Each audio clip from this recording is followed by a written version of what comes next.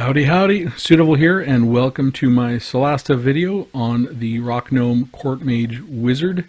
I will say before you go on, if you like these kind of videos, like, subscribe, and comment. I do find it very motivating.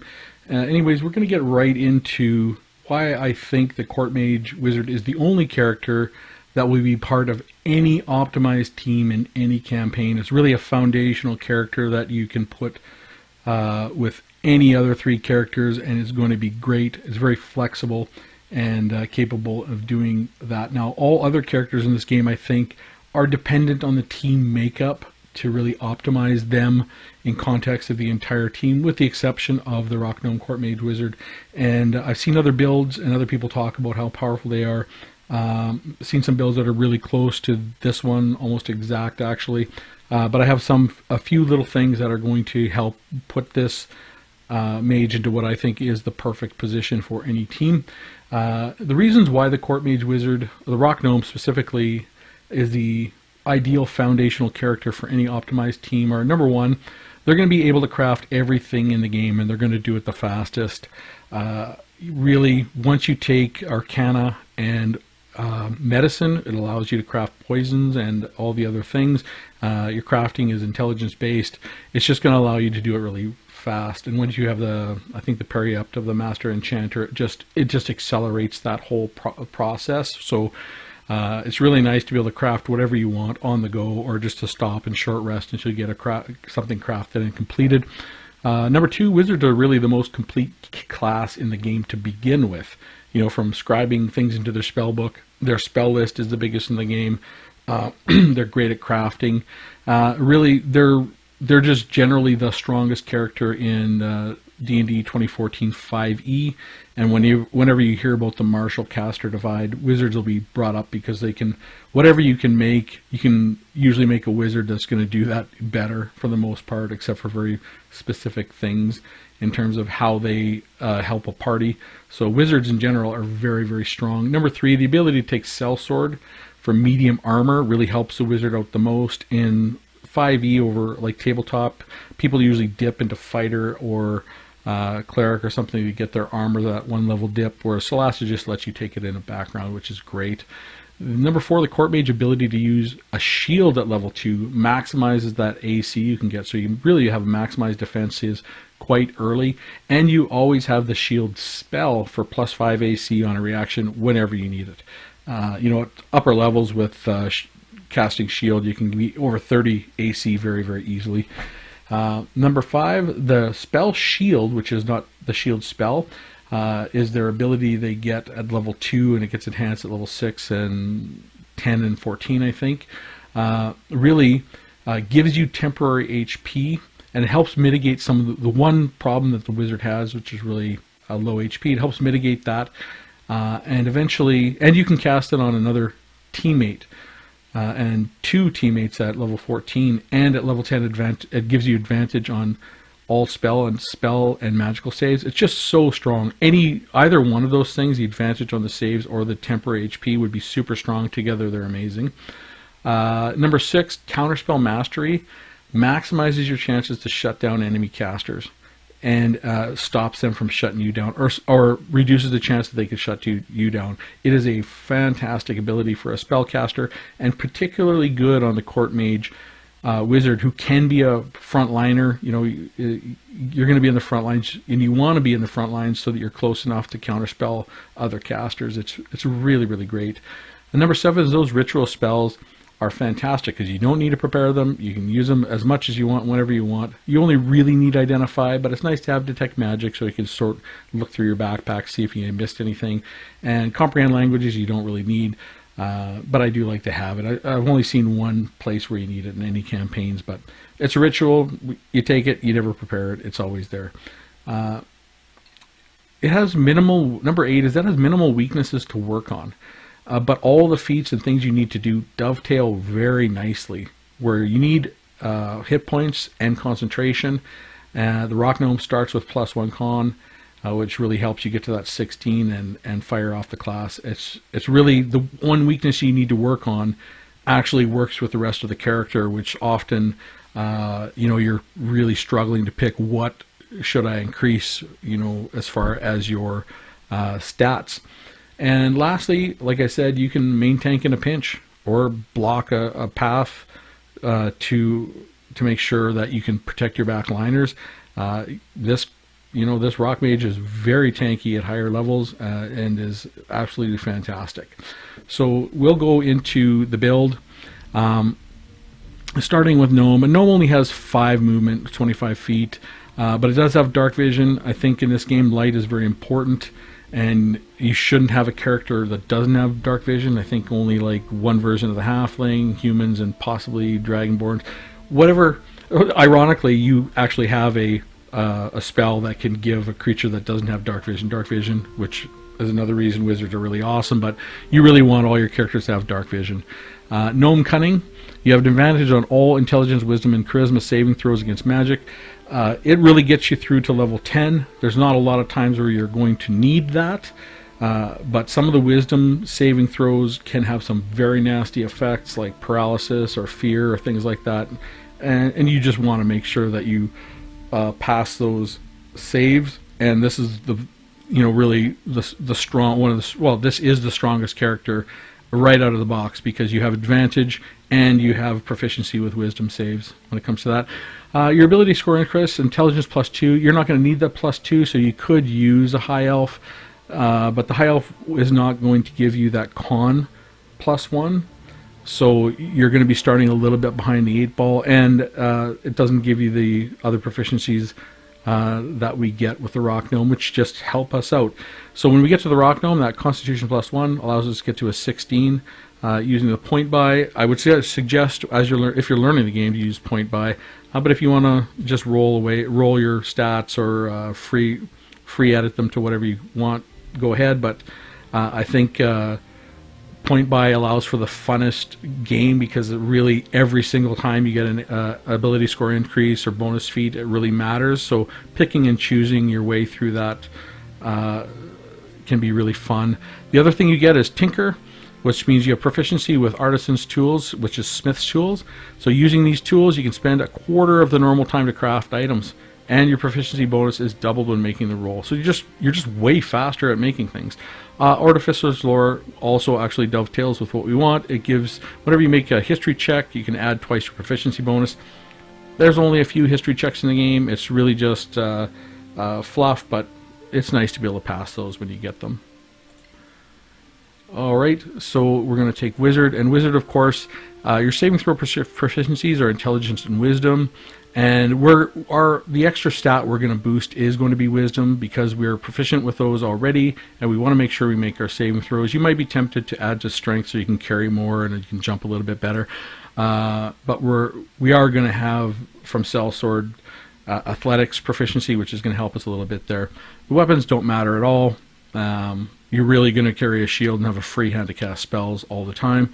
Again, the Wizard skills, you're going to choose 2 of either Arcana, History, Insight, Investigation, Medicine, or Religion. You're going to pick Arcana and Medicine for the crafting, which sets up your base character. You can cast anything from the Wizard spell list. You can write scrolls into your spell book. You can make scrolls so that you don't have to prepare spells. It's just absolutely awesome. Ritual casting, like we talked about, you can ritual cast those 3 spells as needed. It's really identify you're going to use the most. And magical crafting, you can make scrolls and use enchanting equipment. You're not going to edit the equipment. The base stuff you get is just fine. You might want to change that component pouch eventually for like component bracers or something, so you can use that slot for your Wand of the War Mage or other stuff.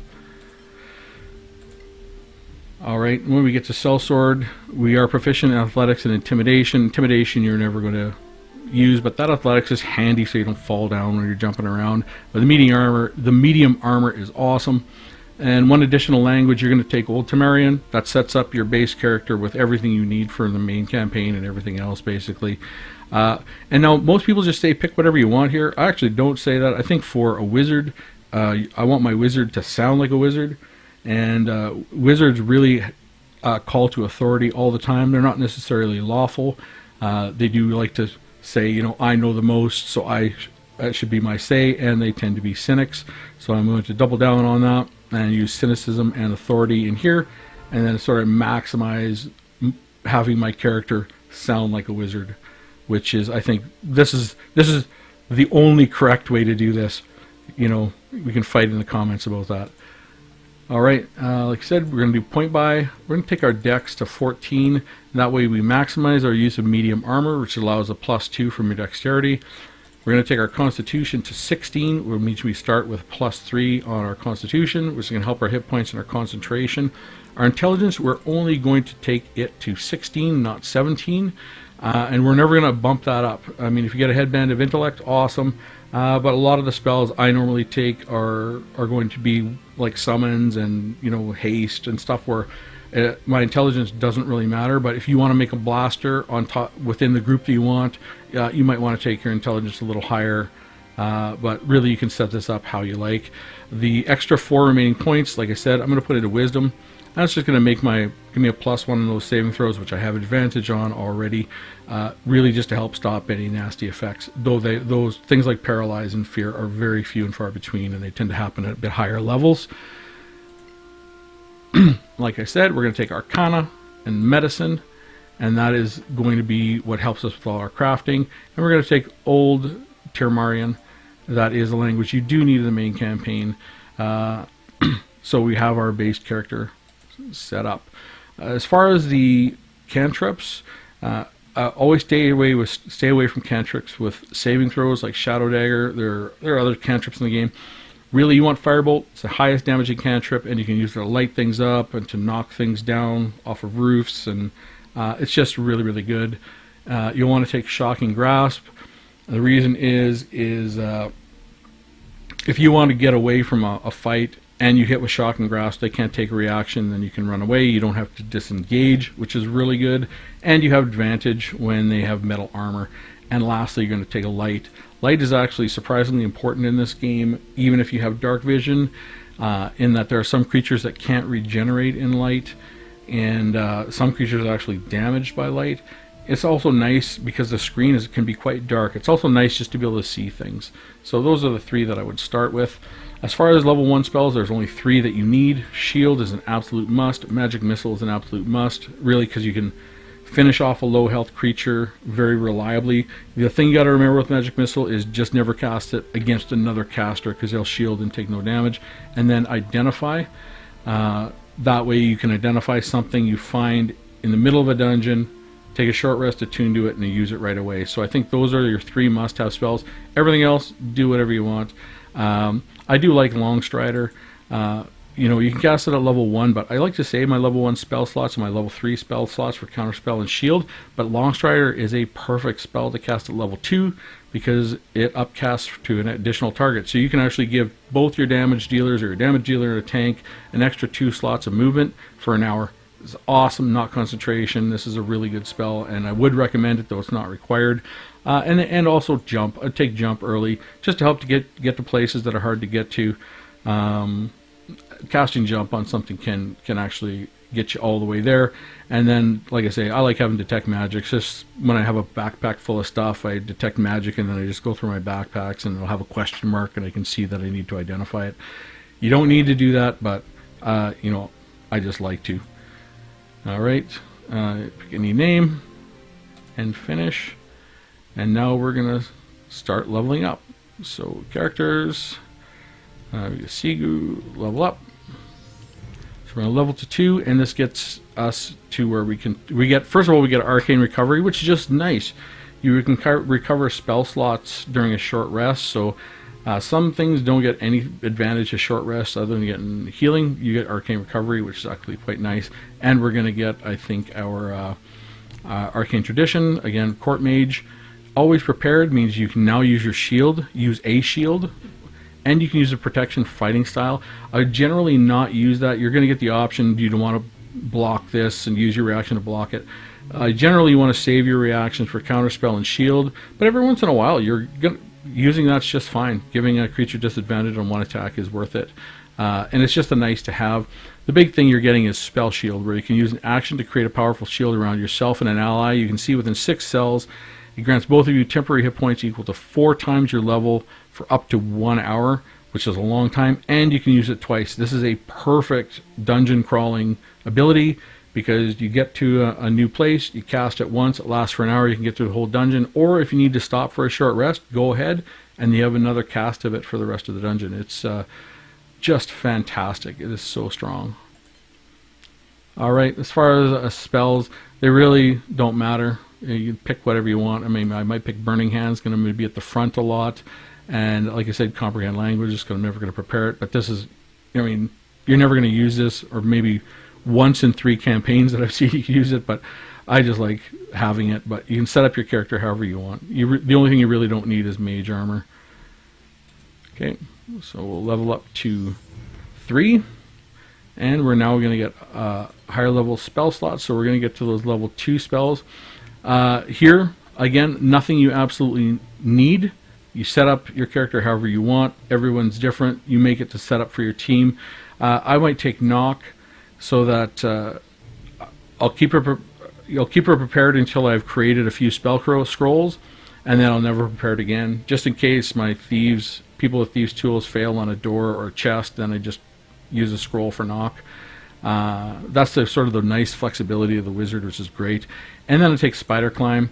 That's so some of the early levels, like say there's a chest in the library people say you can't get to unless you fly. Well, you can just cast Spider Climb and climb around there. You can get to some things you can't normally get, and that's the utility of a wizard. Really though, there's nothing required. Pick whatever you want. If you have, like you said, if you have a companion that doesn't have dark vision, you just give them dark vision every day, and away you go. All right, level up. So we're going to get our first feat here. So we're not going to use ability scores. We're going to go to feat, and we're going to take Flawless Concentration, and that means any damage at 10 or less won't need a concentration check, and anything above we get with advantage. We don't have much to concentrate on yet, but we're going to get our concentration spells. They're going to come fast and furious here in a second. We want unbreakable concentration. We really want to lean into this. Having your concentration fail really sucks, because the only time it fails is when you absolutely need it the most in the toughest fight. So you want to be prepared for your concentration to last through the very toughest fights. So that's why it's so important, because that's when your concentration matters the most, and you just don't want to fail then. Class Cantrip, level 4. Again, we're going to take Chill Touch. So Chill Touch is just going to allow us to stop creatures that heal or regenerate from healing or regenerating. You can use it on undead, you can use it on Sorax that regenerate, or even fighters that use their second wind. You cast that on there, they'll make their second wind animation, and they don't heal. It's just a really nice utility cantrip.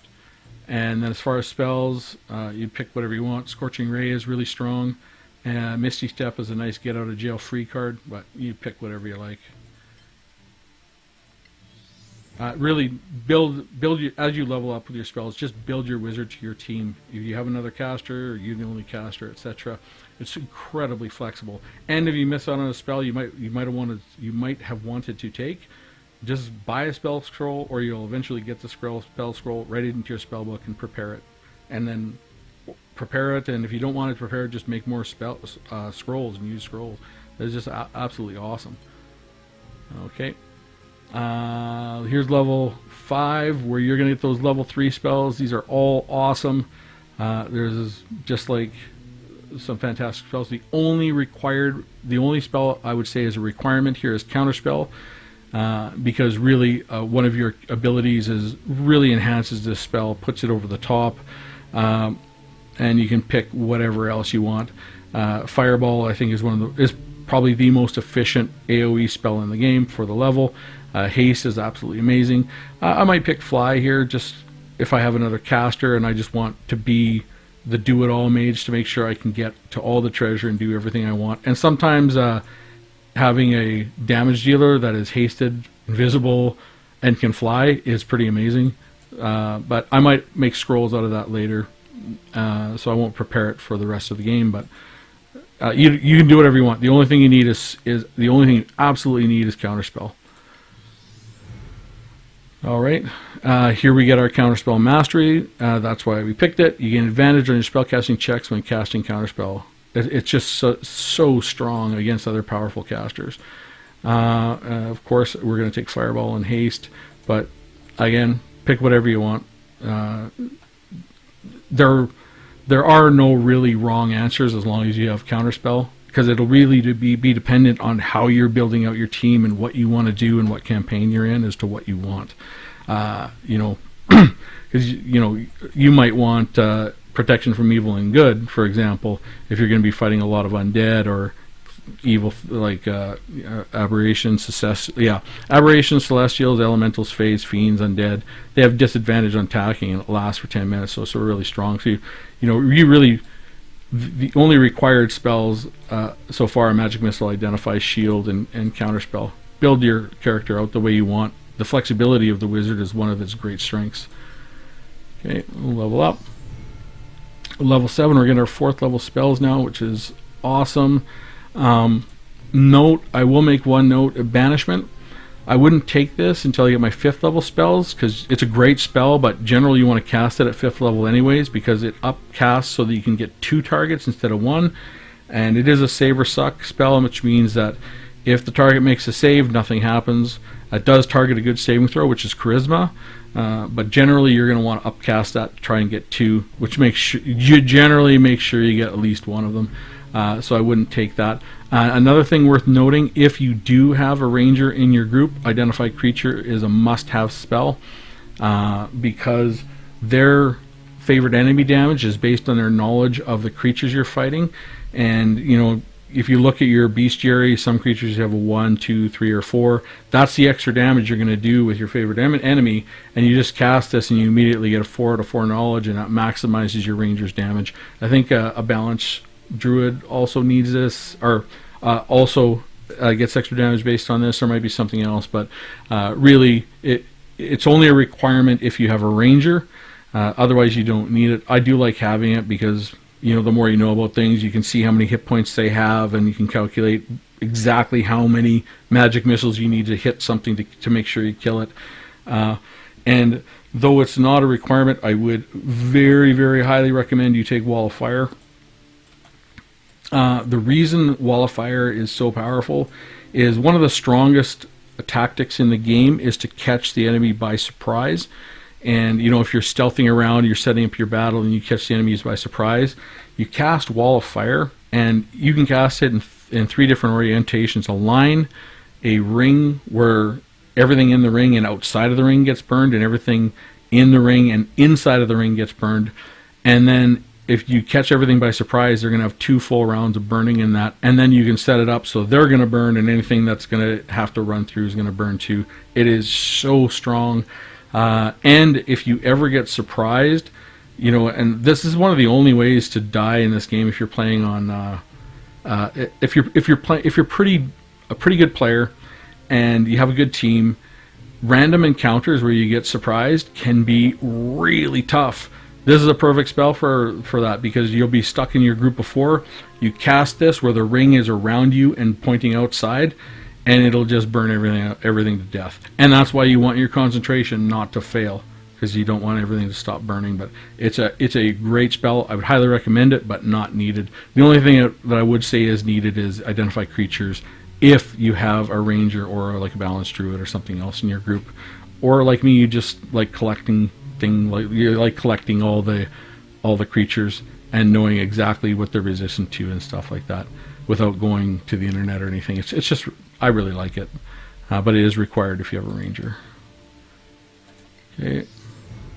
Now we get to level 8. We're going to continue on our path with a bonus feat to keep pushing our ability to concentrate. So we're going to use Creed of a Rune, which is going to give you +1 to your Constitution to a maximum of 20, but that also gives you proficiency in con saves, which means you get to add your proficiency bonus with, I think at this level is probably a 4 to your saves. So these are all dovetailing together to really help round out your character. So at level 8 here, it does only bring your Constitution to 17, but we're going to fix that up to 18 on the next time we go. But now your concentration is really becoming quite robust.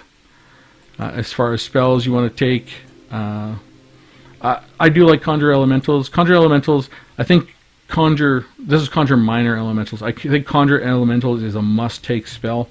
Conjure minor elementals is significantly less powerful, and it's only one level lower, but it is handy. You know, the wind snake, you can, is resistant to bludgeoning, piercing. It doesn't live for very long, but it lives long enough. And you can conjure 2.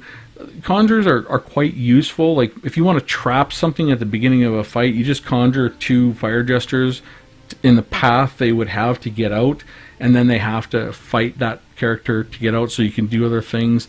It also, enemies, while you're stealthed or in the back, will tend to congregate on your conjures, so that you can get everything to congregate, and then you can use a smaller AoE spell that maybe doesn't have the size of a fireball, and catch like 6 creatures in it, because they've all come to fight your elemental. And if you kill your elemental, whatever, it doesn't really matter. So I do like conjure minor elementals. It's just a handy little bridge spell. Fire shield that can actually be really handy in Palace of Ice, because you cast it on yourself and keep yourself warm. Everything here is good. Ice Storm is nice because it's not a concentration. I might take that and conjure minor elementals, because Ice Storm, not a concentration spell. It does damage the first round, and then it's difficult terrain, and it's a handy little spell. But Black Tentacles is really strong too. Greater Invisibility is amazing. Like, there's a lot of good spells here. Pick what you want, depending on how you're building out your team. All right, level up to 9. And here we're going to get, I think, Conjuring Air Elementals is the best, because it can take a big beating, it can fly, it can move around fast, and go a lot of places. You're going to take Conjure Elementals and Banishment at the same level, and then you can cast Banishment at level 5 to get 2 creatures. So maybe this isn't a must-have, but I think it is so strong. It'd be, unless you had something very specific in mind, I would definitely take it. Okay, level up. Some adventures end at level 10, and this is where you get your improved spell shield. So creatures under the effect of your spell shield now also gain advantage on all saving throws against spells and magical effects. Even if the spell shield goes to 0 HP, it can still it can't absorb damage, but the magic protection remains. Awesome, fantastic. All right. We got our extra cantrip.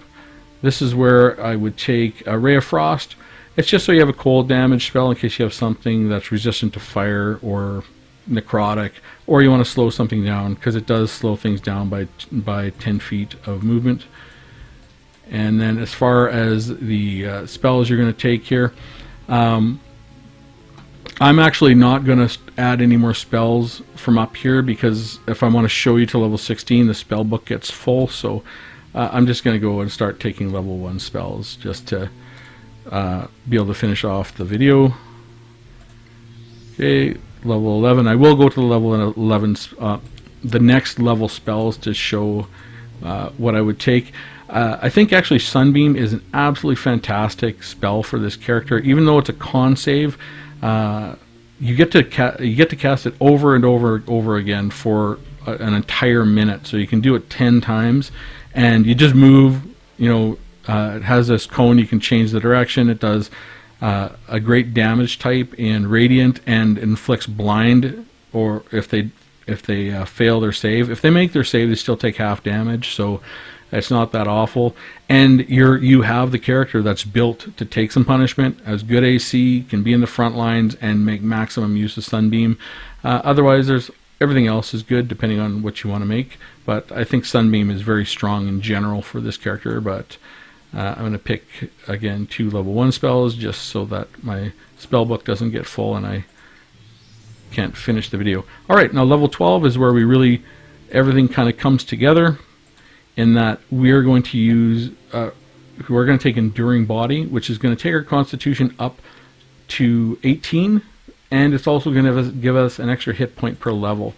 So right now you can see you have 86 hit points. When we get to the next level, you see we've jumped quite a bit. Alright, and yeah, no new spells up here. I'm just going to take level 1 spells so that I can finish the video. So level 2, now you can see we have 119, and that's before we add our temporary HP. It's just a nice jump, and our con being at 18 really helps us with our concentration. Everything dovetails together quite nicely.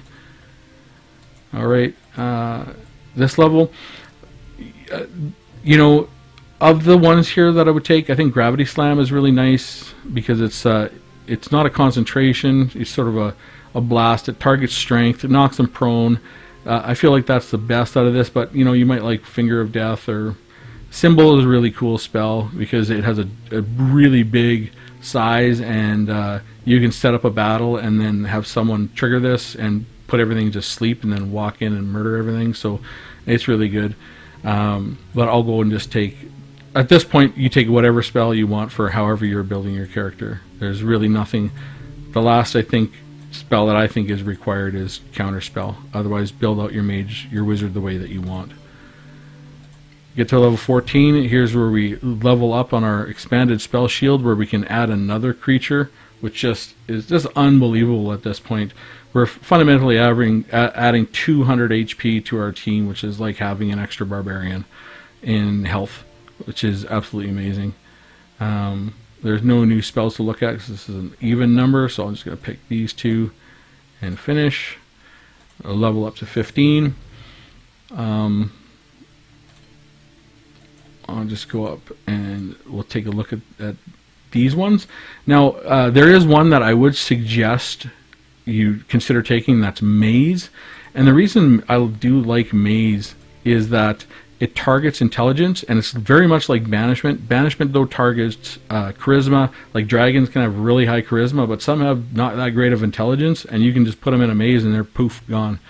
You know, but you really need to know what you're casting it on. But having something that's like Banishment but focuses on intelligence is nice to have.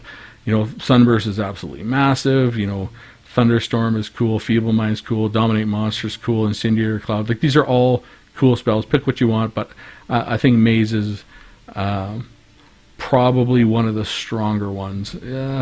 Because you can take down some really powerful creatures.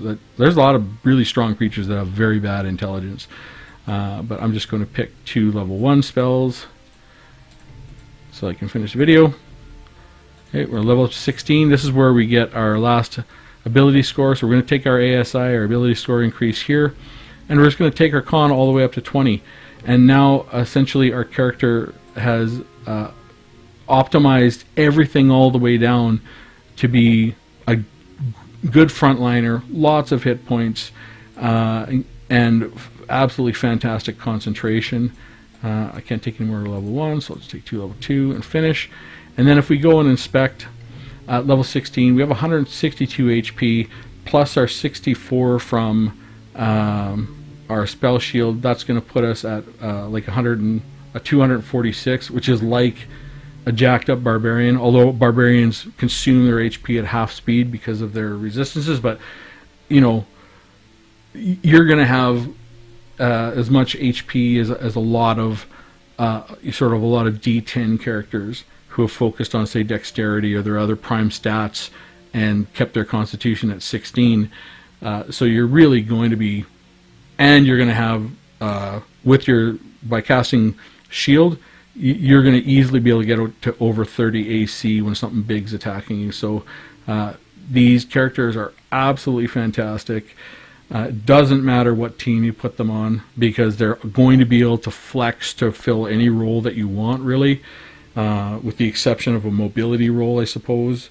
But even then, they can cast Long Strider on themselves, Fly, you know, you name it. Expeditious Retreat, like they put Long Strider on themselves and Expeditious Retreat, and they're going as far as a Sylvan Elf every turn. You know, so that's why these characters, I think this mage or this wizard is so flexible and such a foundational character to every optimized team. Now, as I said again, build your teams how you want. There's lots of great teams that are not going to have a mage. They're just going to be some way suboptimal, but they might be funner, or they might have a specific purpose. You might be trying to, you know, do an all, like I say, an all barbarian run or something like that. But I think these characters are incredibly fun because they're so flexible. And one of the reasons they're fun is they take away unfun things like not being able to identify things, or seeing a chest but not being able to get to it. So, you know, cast fly or spider climb and you can just go right to it. You know, so they take advantage of a lot of the game mechanics, and they're super powerful. So that's my Rock Gnome Court Mage Wizard build guide, and my reasoning behind why I think it is the only character in the game that can be considered independent of the rest of the team as optimal. And again, like, subscribe, comment. I really do find things like that motivating and appreciate it greatly. And you know, I'll see if I can make some more videos after this. Anyways, have a good one. Hope you enjoy. Bye bye.